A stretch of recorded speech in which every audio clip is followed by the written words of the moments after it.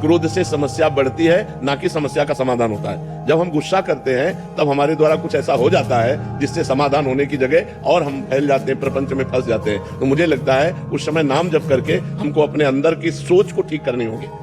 तो हमें लगता है हम उस समय अपनी सोच को कंट्रोल कर सके, उसके लिए भगवान का भजन है।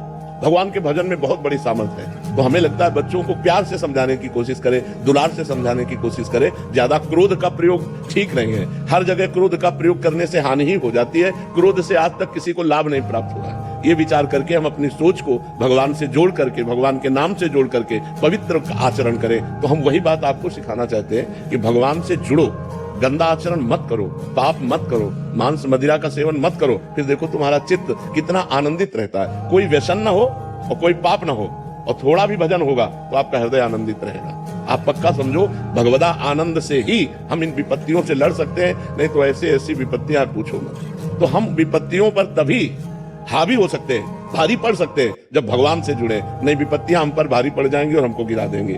आदमी जब निर्णय नहीं कर पाता ना विपत्तियों में, तो जो कर लेते हैं ना वो यही, जैसे हम रात्रि के लिए बिजली गई तो हम इन्वर्टर की व्यवस्था करते हैं, जनरेटर की व्यवस्था करते हैं कि हम अंधेरे से व्याकुल ना हो। ऐसे ही दुख आने वाला है, हम नाम जप करें, दान पुण्य करें, तीर्थ स्नान करें, तीर्थ याटन करें, जिससे हमारे पास पुण्य हो और मैं उस पुण्य बल से विपत्ति को पार कर जाऊं। सबसे बढ़िया बात है भगवान की शरण होना। हे नाथ, मैं आपका हूं, जैसा भी हूं पर आपका हूं।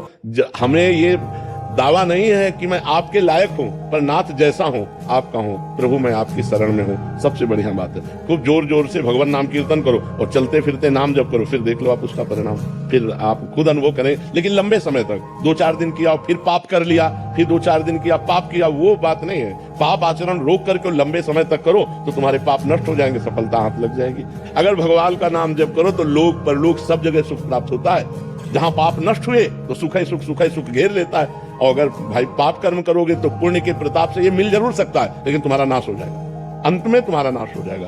अब हम करें गंदे गंदे आचरण, अपवित्र आहार करें, अपवित्र चरित्र रखें, अपवित्र विचार रखें, तो हम ये परम पवित्र ब्रह्म विचार को कैसे धारण कर सकते हैं कि सब एक है। वो परमात्मा एक है, वही बहुत रूपों में, को हम बहुत श्यामा, वही एक परमात्मा अपने को बहुत रूपों में प्रकट किए हुए। ये हम तब जान सकते हैं जब हम साधना के द्वारा अपने हृदय को निर्मल करें।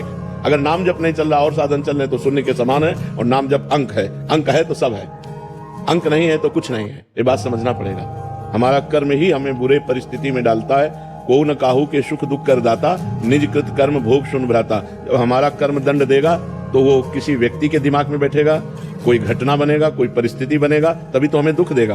तो कोई व्यक्ति हमें दुख नहीं देता, हमारा कर्म उसकी बुद्धि में बैठकर हमको दंड दिलाता है। इसलिए हम किसी को बुरा ना कहें। यदि हमारे को दुख नहीं भोगना लिखा है तो तुम लाख उपाय कर लो, हमें दुख नहीं पहुंचेगा। और हमें सुख नहीं लिखा है तो हम लाख उपाय कर ले, हमें सुख नहीं मिलेगा, क्योंकि हमारे कर्म हमको दुख और सुख का भुगतान करवाते हैं। और जो विवेकवान भजन के द्वारा उन शुभ अशुभ को विध्वंस कर दे, वो आगे चलकर महासुख को प्राप्त होता है। मनमानी आचरण करोगे तो फिर कौन किसको दुख देता है? अपना कर्म ही अपने को दुख देता है।